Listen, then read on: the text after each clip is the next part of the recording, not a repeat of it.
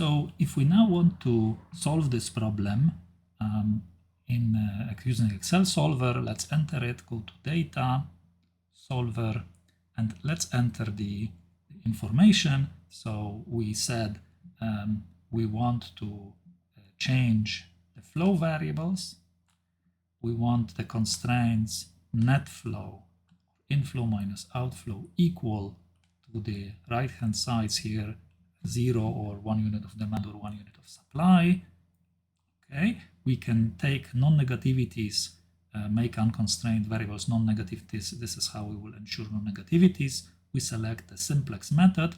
Now the problem is, of course, the objective. We have two objectives. So for now, let's try to solve for a single objective. Let's select the travel time and minimize it.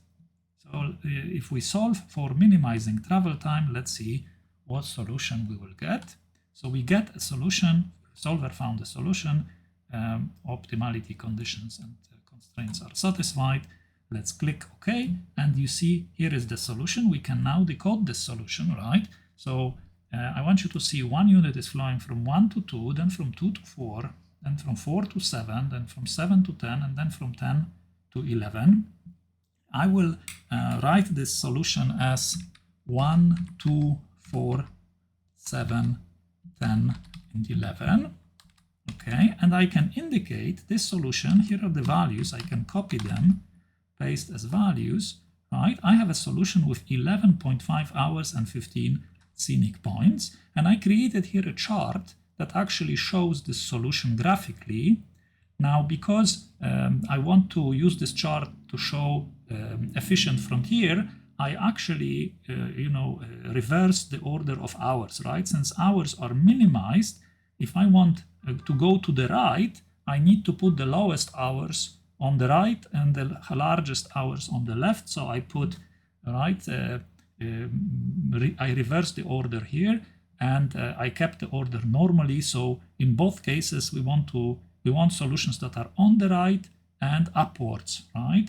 Minimizing travel times to the right and maximizing scenic points is upwards, right? So this solution, we can actually see it graphically, right? This is, the solution is, I start from Birmingham, I go 1 to 2, said, then 2 to 4, then 4 to 7, then 7 to 10, and 10 to 11. This is like the southmost path, right? And this is apparently the shortest, right? It takes 11.5 hours, but it only gives us 5 scenic points. It's probably not very nice. Okay, so we saved this as the solution, right? So this solution, we can make a note that, right, this is minimum hours, right? The second, right, we will go again to the solver, and now let's change the objective, right? Instead of minimizing travel time, let's try to change the objective to total scenic points and maximize it instead. So if I click solve now, solver again finds an optimal solution with constraints being satisfied, and I want you to see there is a different solution, okay? This solution is maximizing the points, right? So let's see this solution again. This is 1 to 2, 2 to 3. Let's take a note. 1, 2, 3, then 3 to 5, then 5 to 7, sorry, 5 to 6, 6, and then 6 to 9, and 9 to 11.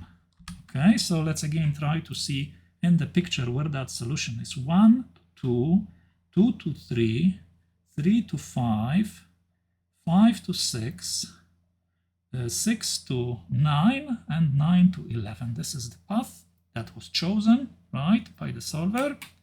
Now, and this path, if we add all the points, you will see the number of points is 35. Let's copy again this, right? Values.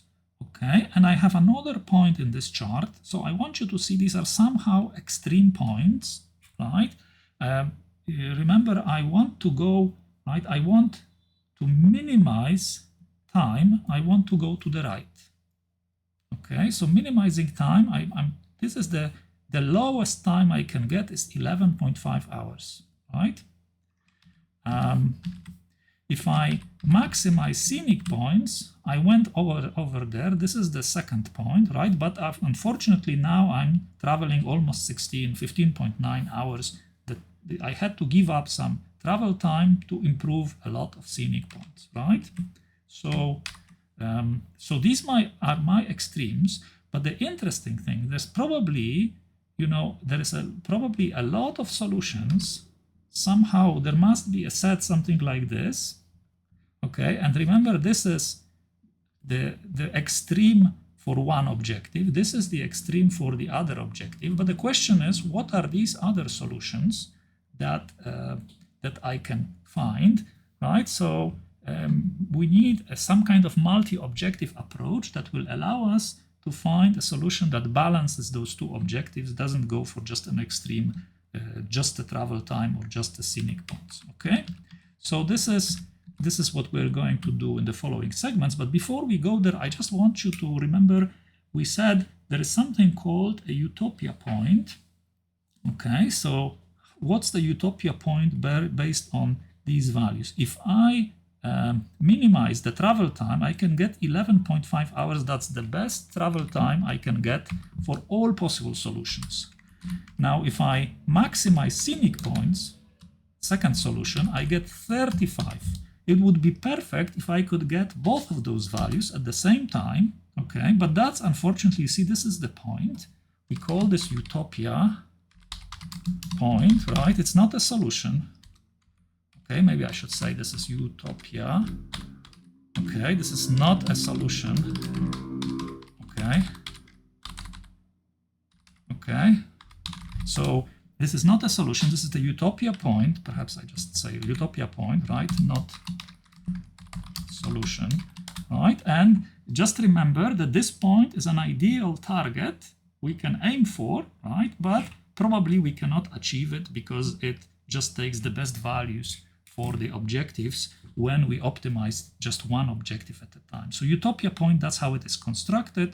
Minimize hours, get this. Maximize scenic point, get this. Now combine those two values, or if you have multiple objectives, combine all the values for each objective separately obtained, and you will get this Utopia point, which is a good target.